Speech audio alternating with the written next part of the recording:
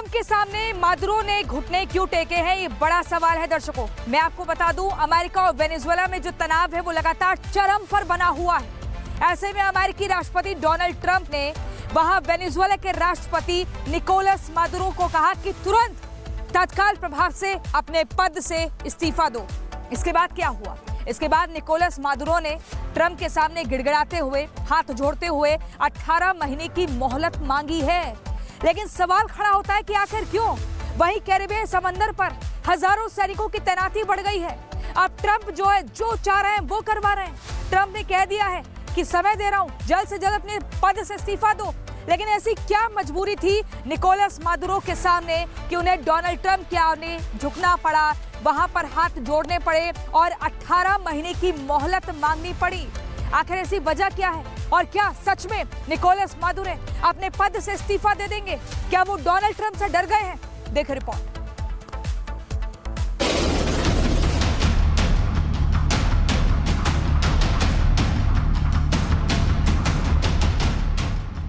दक्षिण अमेरिकी देश वेनेजुएला के तेल भंडारों पर अमेरिकी राष्ट्रपति ट्रंप की टेढ़ी नजर है। वेनेजुएला और अमेरिका के बीच का तनाव फिलहाल सबसे खतरनाक दौर में है।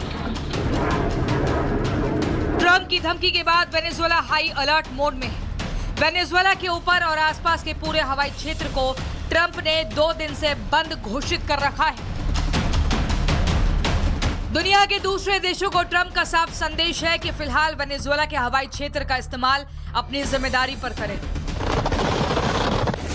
वेनेजुएला पर हमले की तैयारी के बीच खबर यह भी आई है कि वेनेजुएला के राष्ट्रपति निकोलस मादुरो ने अमेरिकी राष्ट्रपति ट्रंप से फोन पर बात की है और ट्रंप की दादागिरी के सामने मादुरो ने घुटने टेक दिए हैं। रिपोर्ट्स के मुताबिक मादुरो ने अमेरिका से इस्तीफा देने के लिए 18 महीने का समय मांगा है, लेकिन ट्रंप ने मादुरो को 2-2 कह दिया है कि इस्तीफा अभी देना पड़ेगा तत्काल प्रभाव से।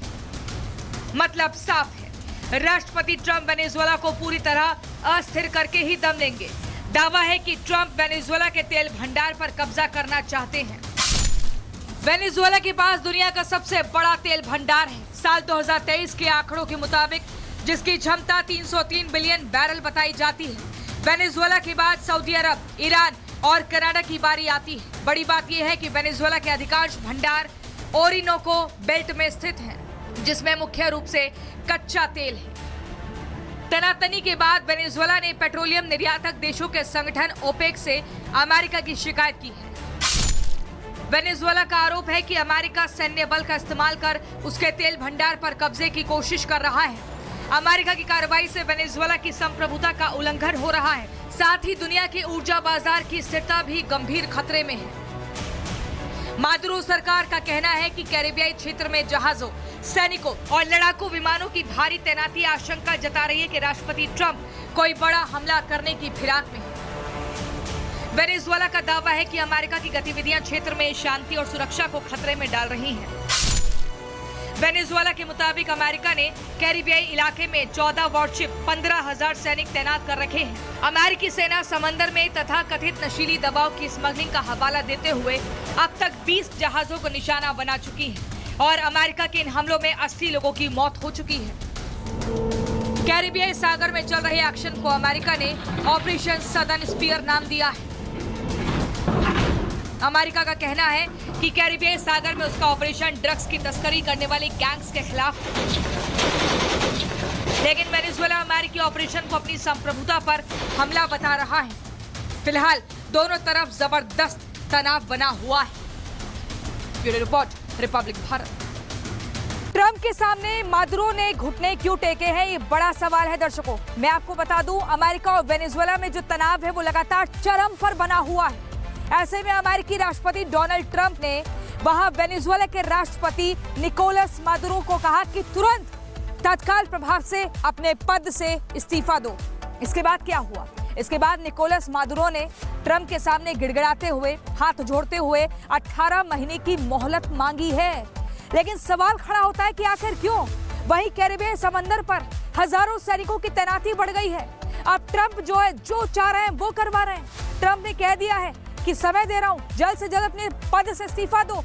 लेकिन ऐसी क्या मजबूरी थी निकोलस मादुरो के सामने कि उन्हें डोनाल्ड ट्रंप के आगे झुकना पड़ा, वहां पर हाथ जोड़ने पड़े और 18 महीने की मोहलत मांगनी पड़ी? आखिर ऐसी वजह क्या है? और क्या सच में निकोलस मादुरो अपने पद से इस्तीफा दे देंगे? क्या वो डोनाल्ड ट्रंप से डर गए हैं? देखिए रिपोर्ट।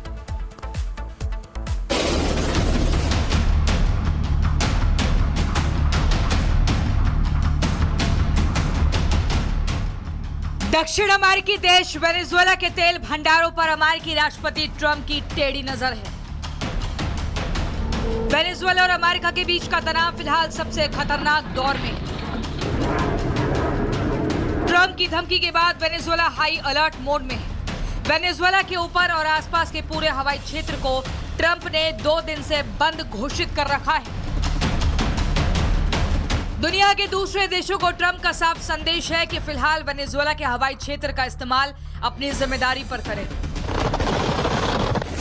वेनेजुएला पर हमले की तैयारी के बीच खबर यह भी आई है कि वेनेजुएला के राष्ट्रपति निकोलस मादुरो ने अमेरिकी राष्ट्रपति ट्रंप से फोन पर बात की है और ट्रंप की दादागिरी के सामने मादुरो ने घुटने टेक दिए हैं। रिपोर्ट्स के मुताबिक मादुरो ने अमेरिका से इस्तीफा देने के लिए 18 महीने का समय मांगा है, लेकिन ट्रंप ने मादुरो को 2-2 कह दिया है कि इस्तीफा अभी देना पड़ेगा तत्काल प्रभाव से।